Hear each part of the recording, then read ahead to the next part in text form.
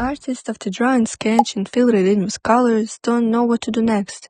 And the result of this drawing just don't look right. Believe me, I've been through this thing before. I just didn't study the values, the shadows and light, so my drawing used to look really flat. But now it looks like this. So, how I render? Let me show. I make my drawings in Ibis Paint with these brushes. This brush I made by myself out one of the basic Ibis brushes. With it I make sketches. Next is marker. I use it to draw shadows, light, and to fill large areas with color. Next brush I use to make line art sometimes. Also this brush I use when I want to smooth some shadows and generally do all render with it. I'm starting with sketch. For sketch, obviously you need to know some composition rules, proportions, and other stuff that you need to learn to draw something. But I don't want to stay on this step for so long, so let's move to rendering process. If you struggle with picking colors from references, I recommend you not to use color picking tool. You need to think why this color appears. I'm gonna explain this on the skin. The skin is beige. Let's say you turn a red light in a room. The skin will turn red. And what if you try to bring a red object to the skin?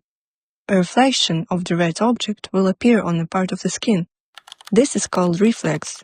Let's go back to the reference. We can see that his skin is mostly blue and purple. This happens because the environment is most likely blue, and it gives its reflection to the skin. The second half of his face is red because the red light shines on it. So, when we already decided on colors, let's go to the shading. I like to do each piece on different layers because it's more comfortable to work with. Clicking Alpha Lock and starting to draw main shadows, without blending, just to indicate which places are darker. Don't be afraid to push large areas in shadows. I also try find other colors by looking at the references and then putting them onto canvas. After that, I grabbed the rendering brush and started to smooth the sharp edges out to achieve more realistic look. Then I need to do the red light. What do most people do? They grab beautiful shade of red, draw, and then understand that something looks off. That's because of the values. When you convert your picture to black and white, you will notice that the light is actually darker than the skin itself. That can be, because light is light to be lighter, you know? So, grab lighter red and do the same thing. Main shadows, colors, and smoothing out. Remember not to overdo with blur, because then you can get something like this. In our world, although there are smooth shadows, there are also sharp ones. They are usually drawn on the joints of objects, at the places where light meets shadow, and so on.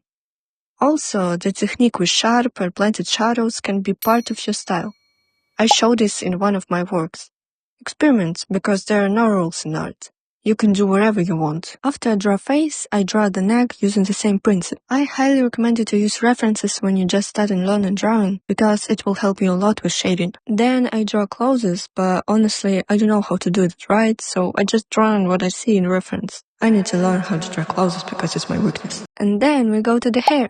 I stick to the lines that I drew earlier and place some shadows based on them. Also grabbing more reddish colors and placing it here. Light, shadows, that's all. For this thing, I have to remember that it's on 3D. So what I'm doing here is putting light not directly at the end of cylinder, but a little closer to the center. This will give it more 3D look. I just often see artists draw something like this and their objects look flat. After I finish the main rendering process, I create another layer, place it on top of all layers, and doing that, you can see, I just don't know how to explain this, but it gives my drawing more depth, interesting colors, and overall I think it looks good. After I thought I finished my drawing, I decided to flip the canvas. Always forget about that. I noticed that proportions look off, so with liquefied tool I fixed it, and that's it. Please, don't forget to flip your canvas, because when you're drawing something, your brain gets used to what it sees. Flipping canvas allows you to notice all your mistakes, and you can fix them. Your drawings won't look off then.